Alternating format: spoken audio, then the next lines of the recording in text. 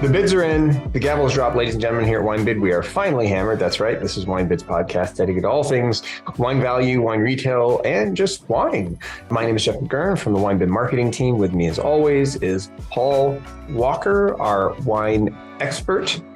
And I cannot stress that enough. This man is an expert in wine and everything having. We just proved about 10 minutes ago that I was not. So anyway. Well, this is a different podcast episode. So people may not have been. I've learned everything in 10 minutes that I need to know. That's right. You move fast. Today, we're going to be discussing wines coming to auction from the United States and some of the interesting things we're seeing. I want to start right off with one of our favorites. I cannot go an episode without mentioning this. 2010 Screaming Eagle Sauvignon Blanc for $3,800. There's also one at auction for $3,710 that I think didn't sell last week. Oh, it's rolled over. So I don't know. This one seems to go up and up and up. I'm curious to see if it's going to sell at the $3,800. Do you think that'll sell? I don't know. That seems a little steep. I'm looking at the history tab, which I think you can get if you're a pro member. But anyway, 3,200 last week. Yeah, I think 37's that seems a little lofty in my opinion. 37, 38, it seems high. Anyway. One that I think is really cool is this 1990 Caymus Special Selection 6-liter for $2,320. I thought that one could be a really interesting, but I mean, that's a great party bottle. Yeah. For sure. If you know somebody that you really like, born in 1990, and they're having a big birthday party, like you'll pour a lot of drinks. And again, as I always say, you'll save money on corkage by bringing that 6-liter of 1990 Caymus Special Selection. Since you've mentioned, I mean, everywhere I go, it shows per 750 milliliter. I bet you probably get away with it at like a restaurant that wasn't extraordinary wine focused, but otherwise you're going to get popped, I think. 1983 Joseph Phelps Insignia actually already has a bid on it. Yeah, I saw that too. It's in great shape. That's a beautiful bottle. It's really, really nice. We've got a bunch of other Insignia. This one's it was started at $225. Now it's at $235 if you want to bid on it, with a bunch of other Insignia. One that I thought was super interesting was this 1993 Ridge Cabernet. Yes, I saw that too. Yeah. Really interesting because, as most people listening probably know, Ridge lists the grape varietals on the label, right? And they'll tell you what the blend is on the Ridge label. That's like their thing. This is not Cabernet Sauvignon. No. This is just Cabernet. So they left out they bred out the Sauvignon and the Franc. It's just Cabernet, and it's 86% just Cabernet, 10% Merlot, 4% Petit. That is really weird, actually. Right? Is that there's also 92 in, right? There's 92, which is essentially the same. It's the same wine, Santa Cruz Mountains Cabernet. But then in the 92 version, it lists 88% Cabernet Sauvignon at the bottom. So I don't know why for 93 they just struck Sauvignon from both the label. I guess it's large part of the label and the small part. It's weird. It's a mystery Cabernet. It's like when you cover up like the bottom half of a person and you're like, is that a human or a centaur? Right? I'll never know. It's exactly like that's exactly what I was thinking of. It's exactly the same thing, right? I knew we were going to be on the same way. Like, by the way, that 93 Cabernet, which again, we don't know if it's Franc, we don't know if it's Sauvignon, we don't know if it's Ruby. It's just Cabernet. Right. It could be anything. Is also considerably less than the 92. The 92 is at 100. Yeah, because it's Sauvignon. You get 50% off when you take out the Sauvignon. Sauvignon costs an extra $50. Yeah, that's a curious one. And the thing is too is that I don't believe this is before they, I think it's before they produced the estate Cabernet, which was all from the Montebello vineyard. I think this is purchased fruit. I'm not positive, but actually it probably says on the back label, right? I don't know if it says or not. The majority of Santa Cruz Mountain vines are on the old Jim Samaria Ranch or harvested land. I don't know. This one already has a bid, but a part of me wants to buy it. I feel like it's a misprint. It's like a misprint bottle of wine. Oh my God. Like who forgot to put Sauvignon on the bottle? Because but it's not a misprint in the sense that like they made the mistake more than one time. Yeah. What we should do is there's no back label photo of the 93. There is of the 92, but not the 93. So that would actually be kind of interesting. You got to go check the back label. Yeah. I'll go look at it. We've got a 1980 Ridge Montebello for $380, which I thought was really cool. It's a lot. And we also have the 89 for $245, 96 for $335, the 15 for $175, 16 for $190, 18 for $175, and 19 for $175. 16, yeah.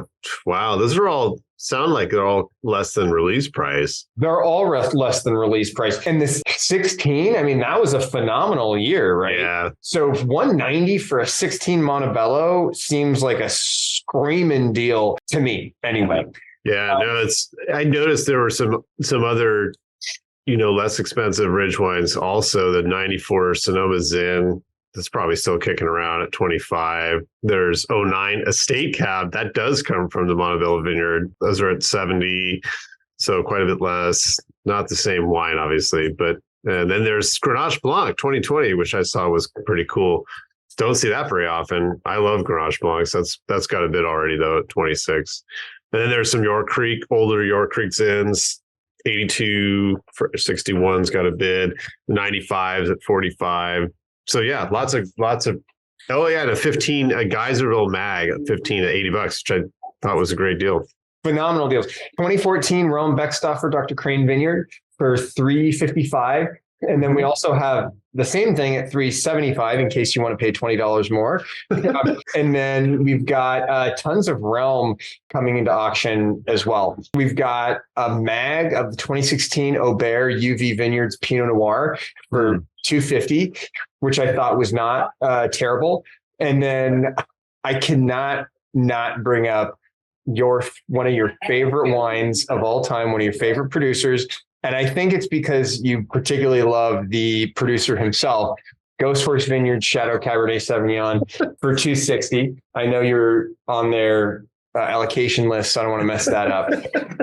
I didn't know. Okay, good to know. 1980 Chateau Montelena Estate Cabernet Sauvignon Mag for $340. Yeah, you missed the 78. That wine's phenomenal. There's a 78. Oh, is there 78 as well? Yeah, 290. It's really, really good wine. And that's a mag as well? No, it's not a mag. 750, but it's phenomenal wine.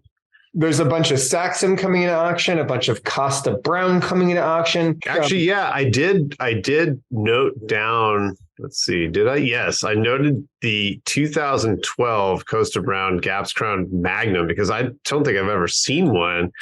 They're very cool bottles if you care about presentation, and I think it's a great gift because it's not terribly expensive. $150 for the mag, and it's an etched mag, which I always think it's kind of funny that people make a big deal out of it, but very few people I think have the Magnum allocations, or at least that they didn't used to for the mailing list. And I thought that was a pretty cool one. Yeah, that does actually look very cool. 150 doesn't. Yeah, 20 Magnums produced. See, very, very little. So it says on the back label. Doesn't strike me as being particularly expensive either. No. 150, right? So $75. And yeah, looks like it's kicking. The community average score on Cellar Tracker is $86.79 for a 750. So, $150 for a mag is actually a pretty decent price. We've got a this one, I didn't know whether I should mention it here or in the French, but we've got a 1973 Beaulieu Vineyard Burgundy, which I thought was cool. Really interesting for $70. 1998 Chapelet Cabernet Sauvignon for $60. We've got 4 of those. I thought those were really cool. I'll bet those are screaming right now. 94 Dalla Valle Maya. Yeah, I saw the 94 Maya. That's very, very cool. One bid on it has taken it from $400 to $420. We've got a 19, this one I thought was really cool, 72 Inglenook limited bottling Cabernet Sauvignon Magnum for $210. Bunch of Williams Celine, bunch of Reese, bunch of Nickel and Nickel. So if you like any of those producers, go take a look. We have 1 million bottles, maybe not 1 million, a few less than that, but there's a bunch of those. 2009 Maybach Materium for $225. And we have a bunch of Maybach coming into auction as well. 2014 Ultramarine Heinz Vigneros Blanc de Blancs Magnum. Yeah, I saw mags. With 370 mags. I'll see those all the time. Yeah, a bunch of Ultramarine coming into auction. Yeah. This one I thought was cool. 1980 Freemark Abbey Bosch Cabernet Sauvignon for $130. Bochet. It's pronounced Bochet. Bochet, whatever. Bochet, sorry. 1969 Sterling Vineyards Cabernet Sauvignon for $100. And there's some tasting notes from 2021 that say it's actually surprisingly still good, that it's not over the hill yet. Yeah. 1969 Charles Krug Cabernet Sauvignon. Yeah, saw that too. We've got 2 bids on those, taking them, and there are 2 of them taking them from 130 to 140. We also have a 71 for 110 and a 2012 and 2013 mag for 50. So if if you're into Charles Krug, get some of those mags. 2013 for 50 actually seemed like a pretty solid deal. It's not bad. Right. 2005 Switchback Ridge Peterson Family Vineyards Petite Syrah for $50. This one, I mean, it's not like super rare, but I thought it was a cool party bottle. A non-vintage Domaine Carneros 3-liter for $80. That's not bad. That's good stuff. It's the Pinot Noir? No, it's the Brut. Sparkling wine. Oh, okay. Yeah. $80 for a 3-liter, and then 2007 Seven Stones Cabernet Sauvignon for 1 bid has it going from 160 to 170. And then the 2019 Wayfarer Vineyard Pinot Noir for $80. What did I miss, Paul? Yeah, there was a lot of stuff in this week that I'll try and sneak through it quickly. A couple sort of names I didn't really know as well that I always like to mention because they're things that stick out that, we haven't seen before or not very often. 16 Adamus Terrace Cabernet Sauvignon. I keep seeing this wine around. Wanted to try it sometime. Anyway, 16 is in at 90. There's some Alejandro Bulgaroni Lithology Dr. Crane Vineyard Cab 17 at 175. There's a Magnum of Arietta Quartet. I like these wines. They're pretty good.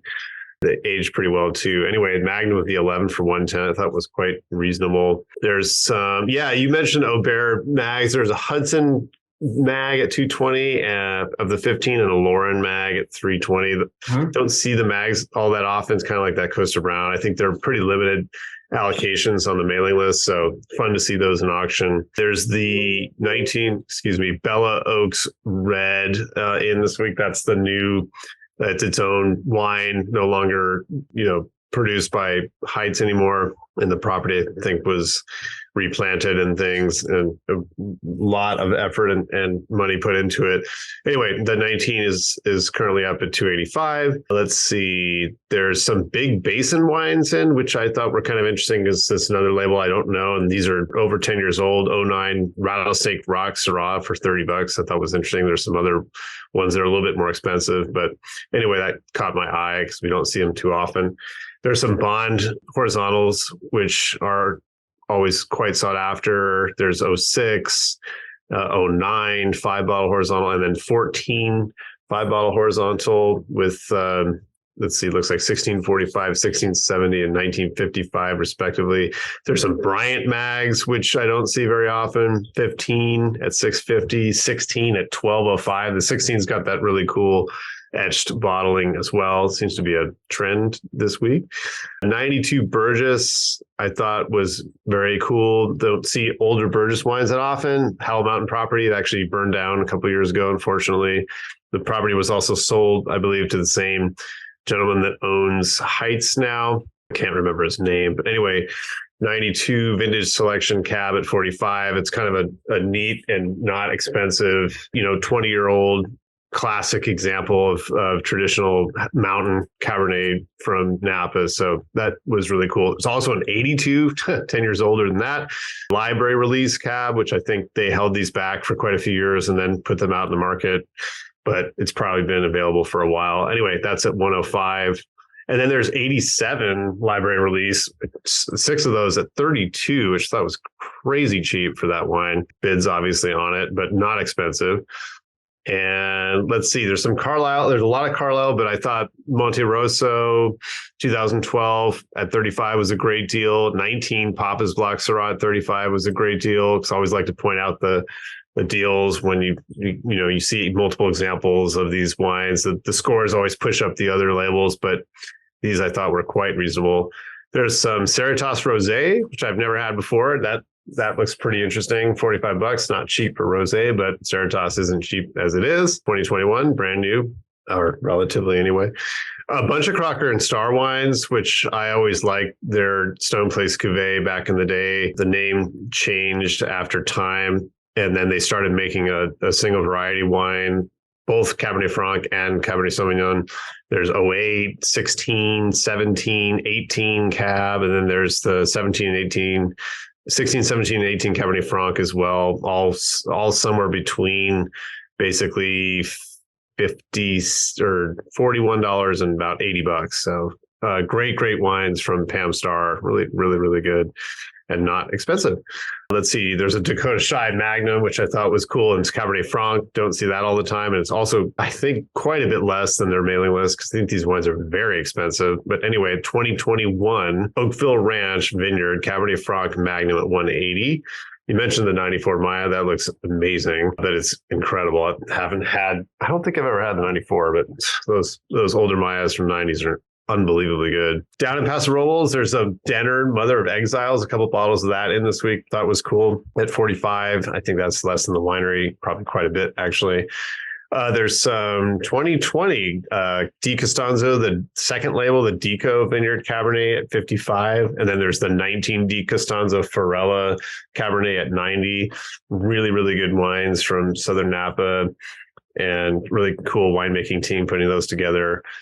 And let's see. Oh, yeah. Mags of Done, I thought was cool. 2010 Napa Cab, 6 of those at 190. And then there's the 13 Howell Mountain at 300. There's a couple 3-pack woods of Isley Vineyard, the 18 at 975 and the 19 at 1050. Super collectible wine there. Back to Paso Robles, there's a few of the Epoch wines. I think it's Epoch. That's how it's pronounced. Anyway, I don't think it's Epic. But anyway, Block B Syrah 13, Ingenuity 13, and the Veracity 12, all between $50 and $60. There's some Gargiulo wines, actually quite a bit of Gargiulo in, but the Aprile is always interesting to me because it's got Sangiovese in it and it's inexpensive. Also, the Muddy Road Ranch Merlot, very inexpensive for the 2010s at 31 and the 13s at 36. They have bids, obviously. And then some of the other wines, Cabernet wines, are a little bit more. There's a 92 Groth 3-liter. I thought that was a great bottle for $280. There's an old 01 Hall, the Catherine Hall Sacre Cab for $50. I thought that was quite inexpensive compared to what the newer wines are, and different style, and I think preferable to some palates. Old Heights Fay 77. I thought that was very interesting at $365. There's a 78 Fay at $265. Interesting that the 78 is actually less. I thought it was a superior vintage, but also O2 Heights Trailside for $85. There's an HL, the Herb Lamb Vineyards estate wine that was produced by Herb and Jennifer Lamb back in the day. I don't think it exists anymore because the vineyard burned down in 2020. I think it's been replanted, but I'm not sure they're making their own label anymore. So this is an interesting piece of Napa history. 07 at 140. There's an old Hess Collection. There's 85 at 75. And then there's the 95 at 45. And then there's 86 Hess Collection Reserve. You don't see that very often at 80. A couple big bottles of Hudson, Old Master, 2015 3-liter at 445. And then 18 3-liter of the Seashell Chardonnay at 200. Yeah, I think you mentioned the old Engelnook. There was a 68 cask H12 in that at 370. I don't know if you mentioned that or not. I know you mentioned old BV and Charles Krug, but anyway, 68 Engelnook should be incredible. 370, frankly, does not seem like a lot of money for that wine when you think about what other late 60s Cabernets are going for. I've had that bottle. 68 H12, yeah. Yep, it's very good. It was really good, surprisingly good. Well, it's a phenomenal vintage in Napa. You know, the 68 BV is like legendary wine, and that's amazing too. So I bet this is great. And you know, these are I would imagine these wines are going to be very, very expensive just as time passes, because they're getting so rare. I think people drink them too. That's the other thing, is they don't. Well, so just so you know, I've got 2 more bottles of the 68 Engelnook left. Oh, really? And is it the same cask number? Because I know there's other designations, I think, for this wine, but I would have to take a look at what I have left. And then I've also got the 68 Georges de Latour. Oh, cool. Yeah, that's great stuff. I haven't had it for a while, but it's really, really good. Let's see. Let me burn through the rest of these. Bear with me here. Cayman 99 cab. We talked about Moon Mountain cabs, I think, last week or the week before. And Cayman, the newer releases are quite a bit more expensive. I didn't even know this wine was made back in 99. Anyway, it's $35 for quite an older vintage of Cayman as far as that winery or that label has existed. I don't think there's too many more before that. Some great Cab Shandy wines in this week. The Estate Lane, the Estate Cuvée 13, I thought was pretty reasonable at 95. And the 18 Estate Cuvée at 85. And then there's the Grand Vin Estate Lane Vineyard 09 at 200, 14 at 210, 16 at 300, and 18 at 425. There's a magnum of Kinsman Eads in this week, the wine I can never pronounce properly. Redempthus. I don't know why I have such a hell of a time with it.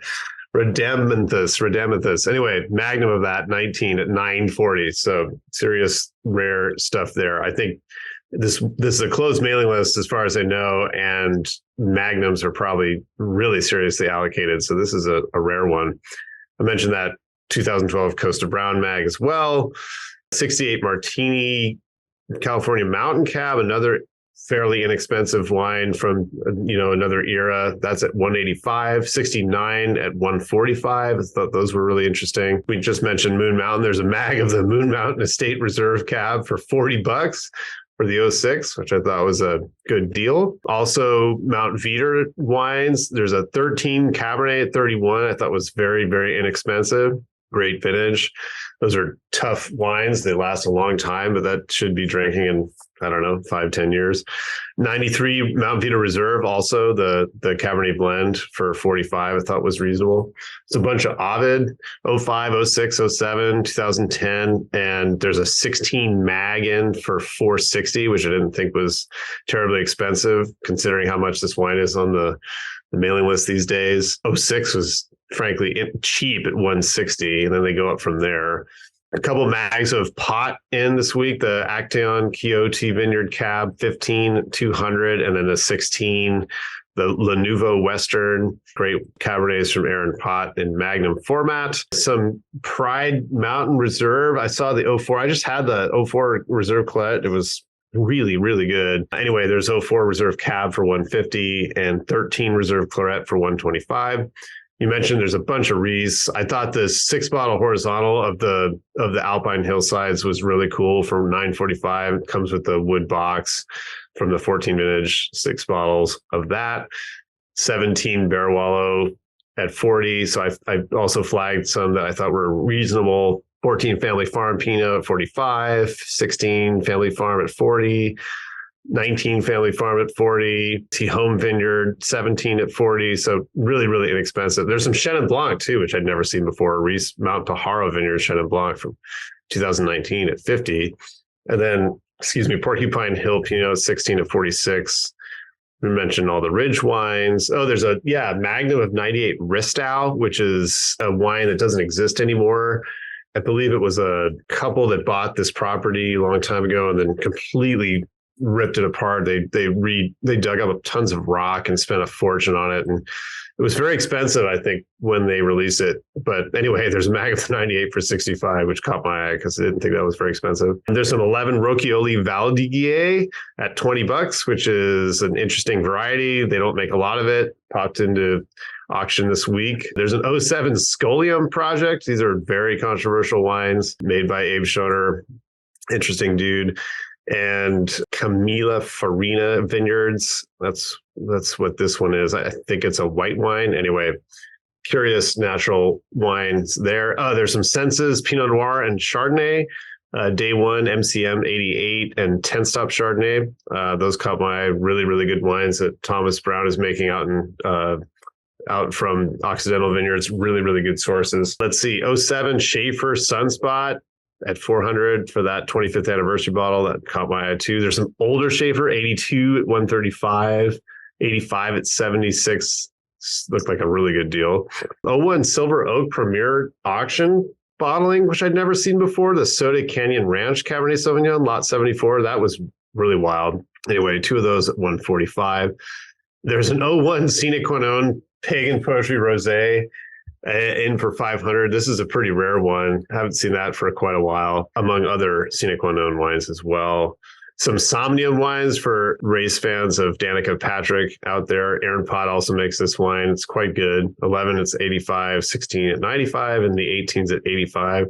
It's a Magnum of Spotswood 11 for 360. Didn't think that was a terrible price. Oh yeah, also 69 Sterling at $100, and then a 69 Sterling Merlot for 110. Interesting that the Merlot is more than the Cabernet. 08 Switchback. You mentioned Switchback Ridge as well. There's a bunch of it, but there's a mag of Petit Syrah 08 for 130. I thought that was a good deal. 14 Trois Noir Cabernet Sauvignon. This is, I think, the Arajo Barton Daphne's Daughters label, I believe, at 75. Interesting. Hasn't popped up very often. Some older Vineyard 29, some 96 red at 70, which I thought was a steal. And there's a 96 6-liter at $600. And then 99 red at 55. There's a William and Mary Cabernet. It's like the second label that Will Segui makes. The 19's out at 75. There's a Magnum of 04 Williams-Sonoma. You mentioned the other Williams-Sonoma wines, but I thought the Magnum of Zin of 04 Forchini Zin at 70 was a good deal. And I think that rounds out California for me. Well, and that rounds out the amount of time we have for today's episode. So it does. Unfortunately, we can't go on to any other parts of the United States this week, but we'll pick it up next week. Anyway, wishing you happy bidding and cheers from Paul and I at WineBid. Have a good one. Thank you. Cheers.